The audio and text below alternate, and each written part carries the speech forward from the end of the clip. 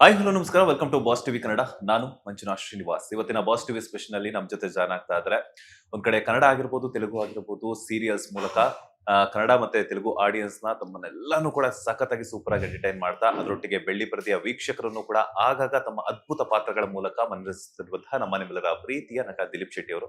ಅದರ ಮೊದಲದಾಗಿ ನಮಸ್ತೆ. ನಮಸ್ತೆ. ಹೇಗಿದ್ದೀರಾ? ಸೂಪರ್ ಆಗಿದೆ, ನೀವ್ ಹೇಗಿದ್ದೀರಾ? ನಾನು ಸೂಪರ್ ಆಗಿದ್ದೀನಿ. ಎಷ್ಟಿದೆ ನಿಮ್ಮ ಹೈಟ್? 6'3". ಯಾಕೆ ಇನ್ನೊಂದು ಸ್ವಲ್ಪ ಬಿಟ್ಬಿಟ್ರಿ ಅಂತ 7ಗೆ? ನೀವು 6'1" ಇದ್ದೀರಲ್ಲ. ಅದೇ ನನ್ನ ಪ್ರಾಬ್ಲಮ್ ಆಗಿರೋದು. ಯೂಶುವಲಿ ಎಲ್ಲರೂ ನನಗೆ ಕೇಳ್ತಾರೆ ಎಷ್ಟು ನಿಮ್ಮ ಹೈಟ್ ಕೊಡಿ ಅಂತ ಹೇಳ್ಬಿಟ್ಟು ನಾನು ನಿಮ್ಮ ಹತ್ರ ಕೇಳುವಂತ ಪರಿಸ್ಥಿತಿ ಬಂದಿದೆ. 6'3" ಅಂದ್ರೆ 2 ಇಂಚ್ ಡಿಫ್ರೆನ್ಸ್ ಅಲ್ವಾ. ಸೊ ಇವ್ ನನ್ನ ಅಣ್ಣ ಕೂಡ ಅಷ್ಟೇ 6'2" ಇದಾರೆ. ಹ್ಮ್. ಸೊ ಅವ್ರು ವಾಲಿಬಾಲ್ ಪ್ಲೇಯರ್. ಸೊ ಇದು ನಮ್ಮ ಪೇರೆಂಟ್ಸ್ ಗಿಫ್ಟ್ ಅಂತಾನೆ ಹೇಳ್ಬೋದು. ಹೌದು, ಹೈಟ್ ಇರುವಂತವ್ರಿಗೆ ಅದೊಂಥರ ಅದೊಂಥರ. ಎಲ್ಲರೂ ಕೇಳ್ತಿರ್ತಾರೆ ಹೈಟ್ ಎಷ್ಟು ಹೈಟ್ ಇರ್ಬೇಕು ಅಂತ ಹೇಳ್ಬಿಟ್ಟು. ಬಟ್ ನಮ್ಗಳಿಗೆ ಬೇರೊಬ್ರು ಜಾಸ್ತಿ ಹೈಟ್ ಇದ್ದಾಗ ನಮ್ಗಳಿಗೂ ಇನ್ನೂ ಬೇಕನ್ಸುತ್ತಲ್ಲ. ಎಕ್ಸಾಕ್ಟ್ಲಿ. ಸೊ ಹೆಂಗಿದೆ ತೆಲುಗು ಕನ್ನಡ ಒಂದ್ ಕಡೆ, ಕನ್ನಡದ ಬೆಳ್ಳಿ ಪರದೆ ಎಲ್ಲಾ ಕಡೆನೂ ನೀವೇ, ಅದ್ರ ಜೊತೆಗೆ ಸೋಷಿಯಲ್ ಮೀಡಿಯಾ ಎಲ್ಲಾ ಕಡೆನೂ ಕೂಡ ದಿಲೀಪ್ ಶೆಟ್ಟಿ ಅಂತ ಹೊಡೆದ ತಕ್ಷಣ ಬಂದ್ಬಿಡ್ತೀರಾ. ಅಂದ್ರೆ ಮೊದಲನೇದಾಗಿ ಆಡಿಯನ್ಸ್ಗೆ ಥ್ಯಾಂಕ್ಸ್ ಹೇಳ್ಬೇಕು. ಅಂಡ್ ಸ್ಪೆಷಲಿ ನೀನಾದನ ಸೀರಿಯಲ್, ಅದಕ್ಕೆ ತುಂಬಾನೇ ಥ್ಯಾಂಕ್ಸ್ ಹೇಳ್ಬೇಕು. ಯಾಕಂದ್ರೆ ಅದೊಂಥರ ಒಂದು ಅಲ್ಲಿವರೆಗೂ ಒಂದು ಜರ್ನಿ ಆದ್ರೆ ನೀನಾದನ ಒಂದು ಸೀರಿಯಲ್ ಏನಿದೆ ಅದೊಂಥರ ಡಿಫ್ರೆಂಟ್ ಜರ್ನಿನೇ ತಂದ್ಕೊಡ್ತು. ತೆಲುಗು ಸ್ಪೆಷಲ್ ಆಗಿ ಇದು ಕೃಷ್ಣ ಸುಂದರಿ. ಸೊ ಅದ್ರಲ್ಲಿ ಒಂಥರ ಡಿಫ್ರೆಂಟ್ ಫ್ಯಾನ್ ಬೇಸ್ ಕ್ರಿಯೇಟ್ ಆಯ್ತು. ಅದ್ರ ಜೊತೆಗೆ ರಿಯಾಲಿಟಿ ಶೋ ಮಾಡಿದಾಗ ಅದ್ರಲ್ಲಿ ಒಂಥರ. ಅಂಡ್ ಇದೆಲ್ಲದ್ರ ನಡುವೆ ನನಗೆ ರೌಡಿ ಕ್ಯಾರೆಕ್ಟರ್ ಆಗುತ್ತೋ ಇಲ್ವೋ ಅನ್ನೋ ಒಂದು ಕನ್ಫ್ಯೂಷನ್ ಸ್ಟೇಟಸ್ ಅಲ್ಲಿ ಇದೆ. ಯಾಕಂದ್ರೆ ಎಲ್ಲಾ ಮೂವಿಲೂ ಎಲ್ಲ ಸೀರಿಯಲ್ ಅಲ್ಲೂ ಒಂಥರ ರಿಚ್ ಕ್ಯಾರೆಕ್ಟರ್, ರಿಚ್ ಕಿಡ್ ಅದೇ ತರ ಮಾಡ್ಕೊಂಡ್ ಬಂದೆ. ಸೊ ನೀನಾದನಂತ ಬಂದಾಗ ಫಸ್ಟ್ ಆಪ್ಷನ್ ನನಗೆ ಓಕೆ ತುಂಬಾ ಕಷ್ಟ ಆಗ್ಬಹುದು ಅನ್ನೋ ಒಂದು ಮೈಂಡ್ ಸೆಟ್ ಅಲ್ಲಿ ಓಕೆ ಮಾಡೋದು ಬೇಡ ಅನ್ನೋ ಡಿಸಿಷನ್ ಅಲ್ಲೇ ಇದ್ದೆ. ಬಟ್ ಡೈರೆಕ್ಟರ್ ಎಲ್ಲ ಬಂದು ಮಾತಾಡಿ ಇಲ್ಲ ಈ ತರ ಇದೆ, ಇವನ್ ರಾಬರ್ಟ್ ಅಲ್ಲಿ ಮಾಡ್ಬೇಕಾದ್ರೂ ನಾನು ರಿಚ್ ಕಿಡ್ ಆಗೇ ಮಾಡಿದ್ದೆ. ಸೊ ಇದೊಂಥರ ಇದೆ, ಒಂದ್ಸಲ ಟ್ರೈ ಮಾಡಿ ಅಂತ ಹೇಳಿದಾಗ ಒಂದ್ ಸ್ವಲ್ಪ ಇನ್ನೊಂದು ನಮ್ ಬೇಸ್ ನಮ್ಗೆ ಇದ್ದೇ ಇರುತ್ತೆ. ಬಟ್ ಅದನ್ನ ಕ್ಯಾರೆಕ್ಟರ್ ಮಾಡ್ಬೇಕಾದ್ರೆ ಹೇಗ್ ಮಾಡೋದು ಗೊತ್ತಿರಲ್ಲ. ಬಟ್ ಅದನ್ನ ಮಾಡಿದಾಗ ಒಂದು ಡಿಫ್ರೆಂಟ್ ಎಕ್ಸ್ಪೀರಿಯನ್ಸ್ ಇತ್ತು. ಅಂಡ್ ಆಫ್ಟರ್ ದಟ್ ನೀನು ಯಾವ ತರ ಆಡಿಯನ್ಸ್ ರೆಸ್ಪಾನ್ಸ್ ಬಂತು, ಯಾವ ತರ ಫ್ಯಾನ್ಸ್ ಕ್ರಿಯೇಟ್ ಆದ್ರು. So that is next level ಅಂತಾನೆ ಹೇಳ್ಬೋದು. ಅಂಡ್ ಪಾರ್ಟ್ 1 ಪಾರ್ಟ್ 2 ಅಲ್ಲಿ ನೀನಾದನ ಸಿನಿಮಾ ಬರುತ್ತೆ. ಆ ಪೇರು ಅಂತೂ ಸಖತ್ತಾಗಿ ವರ್ಕೌಟ್ ಆಯ್ತು. ಸೊ ಆ ಪೇರ್ಗೆನೆ ಸಪರೇಟ್ ಆಡಿಯನ್ಸ್ ಕ್ರಿಯೇಟ್ ಆದ್ರು ಸೋಷಿಯಲ್ ಮೀಡಿಯಾದಲ್ಲಿ. ನಿಮ್ಮ ಮತ್ತೆ ಖುಷಿ ಶಿವು ಅವರ ಒಂದಷ್ಟು ಹೆಸರುಗಳನ್ನ ಒಟ್ಟಿಗೆ ಮಾಡಿಸ್ಬಿಟ್ಟು ತುಂಬಾ ಚೆನ್ನಾಗಿ ಇದ್ ಮಾಡ್ತಾರೆ. ಆ ಫ್ಯಾನ್ ಪೇಜಸ್ ಬಗ್ಗೆ ಏನ್ ಹೇಳ್ತೀರಾ? ಆ ಫ್ಯಾನ್ಸ್ ಬಗ್ಗೆ ಏನ್ ಹೇಳಿದ್ರು ಕಮ್ಮಿನೇ.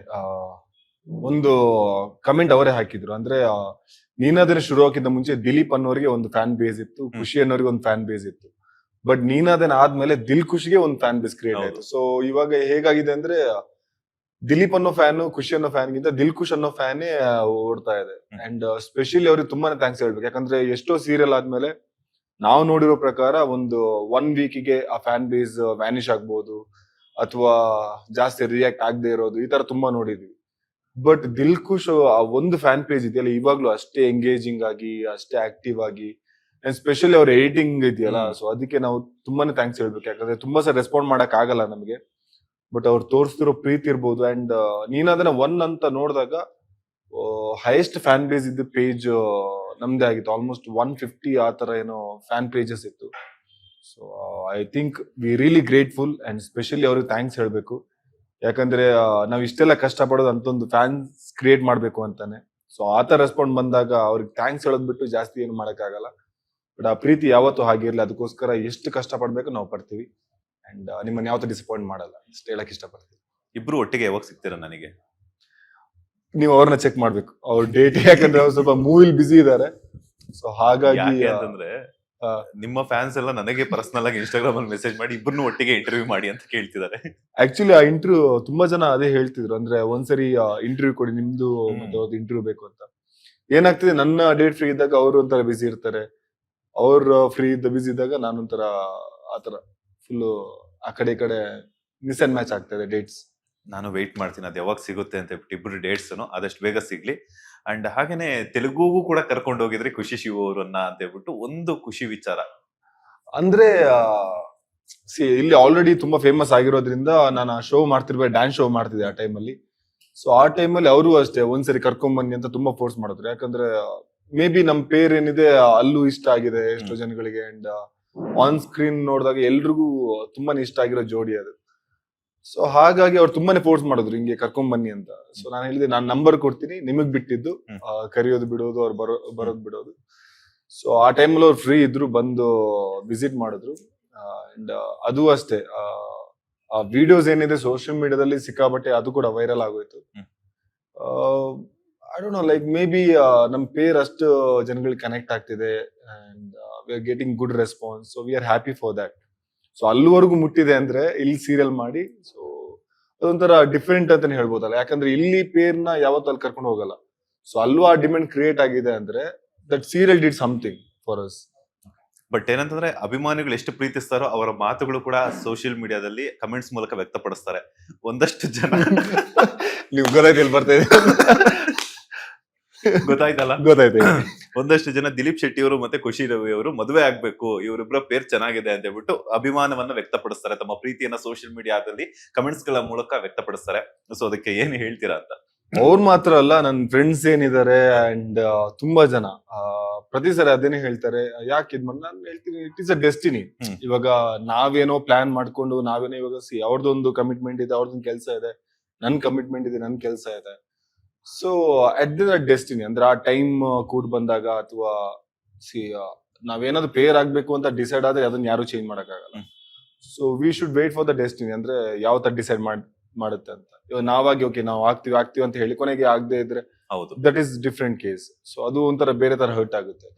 So let's wait for the destiny, like what he will decide. ಆ ಕಮೆಂಟ್ಸ್ ನೋಡಿದಾಗ ನಿಮ್ಗೆ ಯಾವತ್ತಾದ್ರೂ ಅನ್ಸಿದ್ಯಾ, ಏನಾದ್ರು ಅನ್ಸುತ್ತಾ ಇವ್ರು ಹಿಂಗಾಗ್ತಾವ್ರಲ್ಲಪ್ಪ, ನಾವು ಅಂದ್ರೆ, ಬೆಸ್ಟ್ ಫ್ರೆಂಡ್ಸ್ ಆಗಿದೀವಿ ಅಂತ? ಅಂದ್ರೆ ಇವಾಗ ಒಂದ್ ಸೀರಿಯಲ್ ಮಾಡಿದಾಗ ಆತರ ಕಮೆಂಟ್ಸ್ ಬರೋದು ತುಂಬಾನೇ ಕಾಮನ್. ಬಟ್ ಇದು ಅಂತೂ ಈ ತರ ನಾನು ನೋಡೇ ಇಲ್ಲ. ನೆಕ್ಸ್ಟ್ ಲೆವೆಲ್ ಇದೆ ಆಕ್ಚುಲಿ, ನೆಕ್ಸ್ಟ್ ಲೆವೆಲ್ ಇದೆ. ಅಂಡ್ ನನ್ಗೇನಂದ್ರೆ ಅವ್ರು ಎಂಜಾಯ್ ಮಾಡ್ತಿದ್ದಾರೆ. So we are also happy and ನಮ್ಮಿಬ್ರು ಬಾಂಡಿಂಗ್ ಚೆನ್ನಾಗಿದೆ. So we don't know anything about the future. So ಇವಾಗ್ಲೇ ಈ ತರ ಅಂತ ಹೇಳೋದಕ್ಕಿಂತ ಲೆಟ್ಸ್ ವೇಟ್ ಅಂತ ನಾವು ಹಾಗೆ ಅನ್ಕೊಂಡು ಕೆಲಸ ಮಾಡ್ತಿದ್ವಿ. So let's see. ಒಟ್ಟಿಗೆ ಶೂಟಿಂಗ್ ಮಾಡ್ತಿರ್ತಾರ, ಕಮೆಂಟ್ಸ್ ಫ್ಯಾನ್ ಪೇಜಸ್ ಎಲ್ಲಾನು ನಿಮ್ಮನ್ನ ಕೊಲ್ಯಾಬ್ ಮಾಡ್ತಿರ್ತಾರೆ, ಹಾಗೇನೆ ಸ್ಟೇಟಸ್ ಎಲ್ಲಾನು ಹರಿಬಿಡ್ತಾ ಇರ್ತಾರೆ. ಸೊ ಅದ್ರ ಬಗ್ಗೆ ಯಾವತ್ತಾದ್ರೂ ನೀವು ಮತ್ತೆ ಖುಷಿ ಅವರಿಬ್ರು ಒಟ್ಟಿಗೆ ಡಿಸ್ಕಸ್ ಮಾಡಿದ್ದುಂಟಾ? ಡಿಸ್ಕಸ್ ಮಾಡಿದ್ರೆ ಏನೆಲ್ಲ ಡಿಸ್ಕಸ್ ಮಾಡ್ತಿರ್ತೀರಾ ಅಂತ? ಇವಾಗ ಅಂದ್ರೆ ಕೆಲವೊಂದ್ಸರಿ ತುಂಬಾ ನಾವು ಚೆಕ್ ಮಾಡ್ತಾ ಇರ್ತೀವಿ. ಯಾಕಂದ್ರೆ ಅವ್ರು ಎಫರ್ಟ್ ಆಗ್ತಾ ಇರ್ತಾರೆ. ಸೊ ಅವ್ರ ಎಫರ್ಟ್ ಗೆ ನಾವು ಸ್ವಲ್ಪ ರೆಸ್ಪಾಂಡ್ ಮಾಡಿದ್ರೆ ದೇ ವಿಲ್ ಬಿ ಹ್ಯಾಪಿ. ಯಾಕಂದ್ರೆ ಎಲ್ರಿಗೂ ಅವ್ರವ್ರ ಕೆಲಸ ಅಂತ ಇರುತ್ತೆ, ಅವ್ರ ಬಿಸಿ ಸ್ಕೆಡ್ಯೂಲ್ ಅಂತ ಇರುತ್ತೆ. ಸೊ ಆ ಟೈಮ್ ನಮಗೋಸ್ಕರ ಒಂದು 1 hour ಆದ್ರೂ ಸಪರೇಟ್ ಎತ್ತಿರ್ತಾರಲ್ಲ. ಸೊ ಅದಕ್ಕೆ ನಾವು ರೆಸ್ಪಾಂಡ್ ಕೊಟ್ರೆ it will be something else ಅಂತ.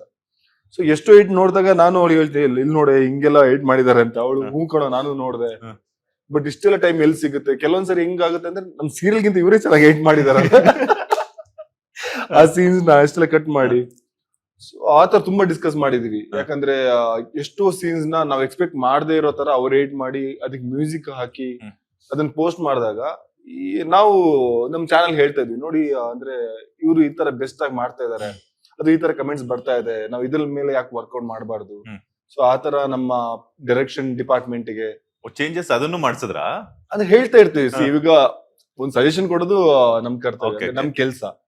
ಸೊ ಅದಾದ್ಮೇಲೆ ಅವ್ರಿಗೇನ್ ಅನ್ಸುತ್ತೆ, ಸೊ ಅವ್ರು ಅದನ್ನ ನೋಡಿ ಓಕೆ ಇದು ಈ ತರ ವರ್ಕ್ ಆಗುತ್ತಲ್ಲ.